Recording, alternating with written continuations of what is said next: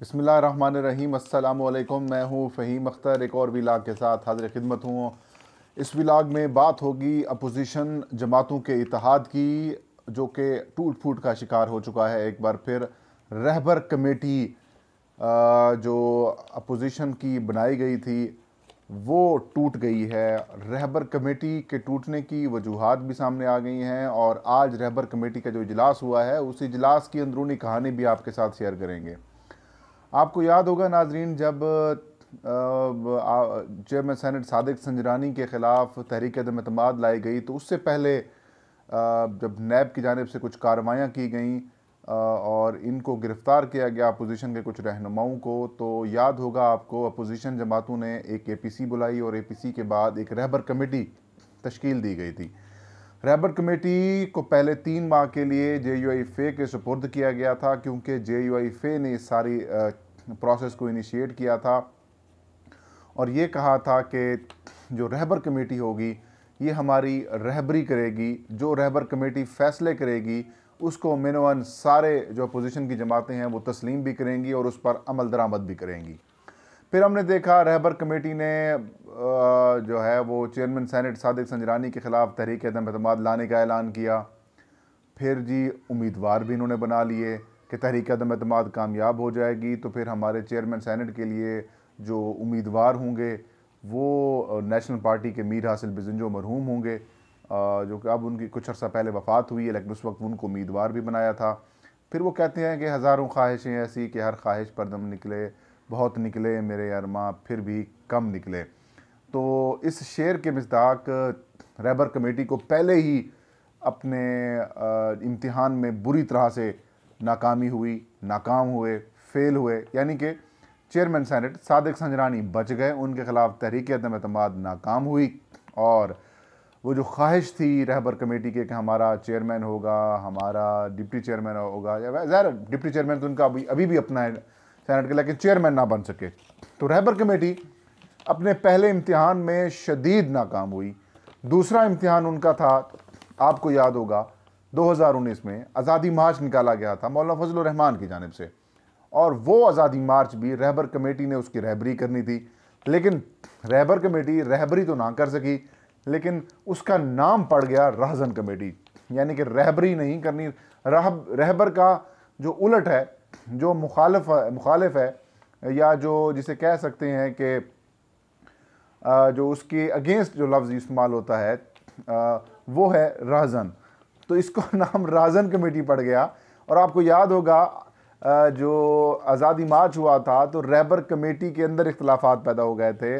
मुस्लिम league नून और Pakistan peoples party ने अलहदा लाइन इख्तियार कर ली। JUI-FA और जो दीगर अपोजिशन की जमातें थीं, जिनमें नेशनल पार्टी, अवामी नेशनल पार्टी, पख्तूनख्वा बिली अवामी पार्टी, उसके अलावा जी JUP हो गई, जमीयत अहल हदीस हो गई, तो ये जो छोटी मोटी बाकी सियासी जमातें थीं जिनको तांगा पार्टियाँ भी कहते हैं, वो अलग हो गई। मौलाना फजल रहमान उनके सरबराह बन गए, अलहदा हो गए, फिर टूट फूट शदीद किस्म की हो गई। फिर हमने देखा इधर से एहतसाब का स्क्रू टाइट होता है और इधर से इनकी जो है वो फिर APCs भी आ जाती हैं। और हालिया APC जो कि एतवार वाले दिन हुई थी, उसमें खौफनाक खुदकुश हमला किया मुस्लिम लीग नून पर मियाँ नवाज शरीफ ने, जो कि 3 दफ़ा के प्राइम मिनिस्टर ऑफ पाकिस्तान रहे हैं। और जब वो इक़्तिदार में होते हैं तब उनकी टोन अलग होती है और जब वो इक़्तिदार से बाहर होते हैं तब उनकी टोन अलग होती है। फिर आपको नवाज शरीफ के अंदर नज़रियाती नज़र आएगा, आपको एंटी एस्टेब्लिशमेंट नज़र आएगा, आपको नवाज शरीफ ऐसा विजनरी किस्म का लीडर नज़र आएगा कि इस जैसा लीडर तो दुनिया में नहीं है। लेकिन जैसे वो इक़्तिदार में आते हैं वो 180 नहीं बल्कि 360 का यू टर्न भी नहीं बल्कि खू टर्न लेके आते हैं और वो उनके अंदर ऐसी तब्दीलियाँ आ जाती हैं कि अल्लाह माफ़ करे। अभी कुछ दिन पहले ही उन्होंने जो खिताब किया APC में, तो उन्होंने यकीनन पाकिस्तानी अवाम को तो खुश नहीं किया, उन्होंने गैर मुल्कियों को खुश किया। और जिस तरीके से उन्होंने पाक फ़ौज के ऊपर इल्ज़ाम लगाए, पाकिस्तान के अस्करी इदारों पे इल्ज़ाम लगाए, उससे क्लियर नज़र आ रहा था कि नवाज शरीफ साहब किस एजेंडे पे हैं। बहरहाल उसकी वजह से भी मुस्लिम लीग नून के अंदर शदीद तरीन धड़ेबंदी हो चुकी है, मुस्लिम लीग नून के अंदर शदीद तरीन इख्तलाफात पैदा हो चुके हैं और वो बस एक आध इशारे के मुंतज़िर हैं। और वैसे भी आज देखा आपने पाक फ़ौज ने बड़ा ज़बरदस्त किस्म का रिस्पॉन्स दिया है नवाज शरीफ को, मुस्लिम लीग नून को और उनके नज़रियात को और उनके आइडियालॉजी जो उन्होंने बनाई हुई थी कि वोट को इज़्ज़त दो, उनको एक्सपोज करके नंगा करके रख दिया है। DG ISPR ने अब से कुछ देर पहले ही आपने सुन ही लिया होगा, एक टीवी चैनल पर उन्होंने एक बीपर दिया है और वो टेलीफोनिक बीपर पे उन्होंने बड़ा इंकशाफ किया है कि मुस्लिम लीग नून ने डील करने की कोशिश की। मुस्लिम लीग नून ने वर्ड्स ही हैं, मैं वर्ड्स तो नहीं लेकिन उसके मतलब ही हैं कि मुस्लिम लीग नून ने मरीम नवाज़ और नवाज शरीफ के मामले पर आर्मी चीफ को अप्रोच किया और उनसे बात करने की कोशिश की और आर्मी चीफ ने कहा कि जो पॉलिटिकल मैटर्स हैं आप पार्लियामेंट में ले जाएं। तो उसके बाद मुस्लिम लीग नून का नवाज शरीफ का जो नज़रिया है वो खुलकर सामने आया। बहरहाल आज हम बात करेंगे जो टॉपिक है हमारा, उस पर वापस आता हूँ। जो अपोजिशन की रहबर कमेटी है वो टूट गई है। आज रहबर कमेटी का अकरम खान दुरानी की ज़ेर सदारत उनकी रिहाइशगाह चट्टा बख्तावर पर इजलास हुआ। इस इजलास में तमाम अपोजिशन की जो सियासी जमातें हैं उनकी नुमाइंदगी मौजूद थी, मासवाए जमात इस्लामी के। और जमात इस्लामी ज़ाहिर उनके अपने इख्तलाफात हैं इन सारी सियासी जमातों से, वो उनको जानते हैं कि आप लोग माजी के हुक्मरान हैं, आप लोग की वजह से पाकिस्तान इस मुश्किलात का शिकार हुआ है। लेकिन जमात इस्लामी की जैसी भी एक है उसकी समझ नहीं आती। तो अपोजिशन की जो रहबर कमेटी है जिसका मकसद रहबरी करना था वो अब टूट गई है। अपोजिशन की रहबरी करने वाली कमेटी टूट गई है, अपोजिशन के रहबर टूट गए हैं।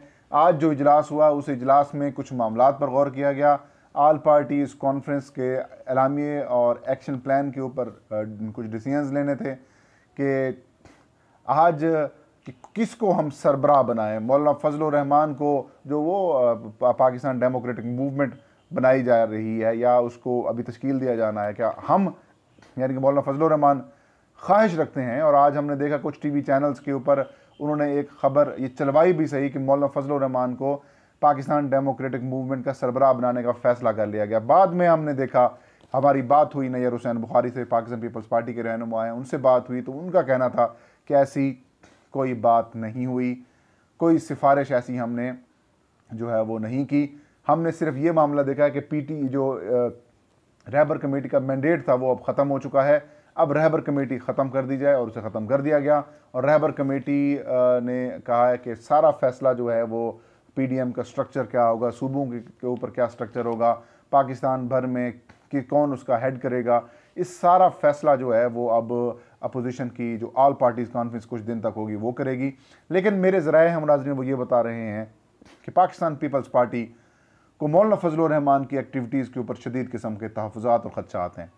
मौलाना फजलुर रहमान के हवाले से वो पीपल्स पार्टी ये समझ रही है कि मौलाना फजलुर रहमान अपोजिशन के मामे चाचे बने हुए हैं, अपोजिशन जो है वो हम कर रहे हैं, अक्सरियत हमारी है, मुस्लिम लीग नून और पीपल्स पार्टी का ये समझना है, अपोजिशन हम कर रहे हैं, अक्सरियत हमारी है। लेकिन ऐसा कोशिश कर दी जाती है मौलाना फजलुर रहमान की तरफ से, रंग बाजी कर दी जाती है कि यार वो जैसे 17-18 सीटों वाला बंदा और वो पूरे पाकिस्तान की अपोजिशन वही कर रहा है।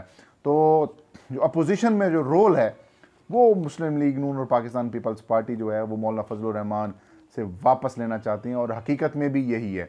और यही वजह होगी, आपको याद होगा कि जो APC हुई है वो भी पीपल्स पार्टी ने, यानी कि हर दफ़ा मौलाना फजलुर रहमान करवाते हैं तो इस दफ़ा पीपल्स पार्टी ने कहा कि नहीं, APC हम कराते हैं। और जो मौलाना फजलुर रहमान की डोमिनेशन है अपोजिशन के ऊपर, जो प्रेशर है, जो इम्पैक्ट है उनका मौलाना का, उसको ख़त्म करना चाह रहे हैं मौलाना बिलावल भुट्टो भी और पाकिस्तान मुस्लिम लीग नून वाले भी।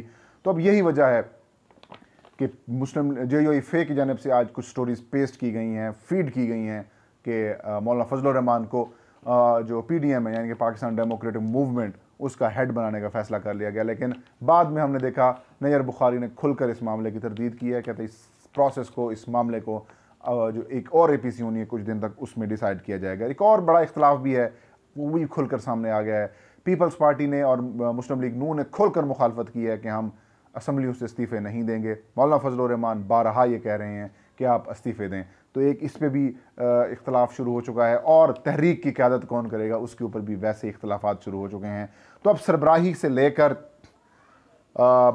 मौलाना की डोमिनेशन से लेकर इस्तीफ़े और इस्तीफ़े से लेकर तहरीक को चलाएगा कौन, उस पर इख्तलाफ हो चुका है। बहरहाल पहला मरहला तय हो चुका है, अपोजिशन की रहबर कमेटी टूट गई है, अपोजिशन जमातों के अंदर इख्तलाफात जो हैं वो पैदा हो चुके हैं और ये इख्तलाफात अब रुक नहीं रहे, अब ये इख्तलाफात बढ़ते जाएंगे क्योंकि नवाज शरीफ साहब ने ख़ुद कुछ हमला कर दिया है। तो नाज़रीन ये थी आज की वीडियो।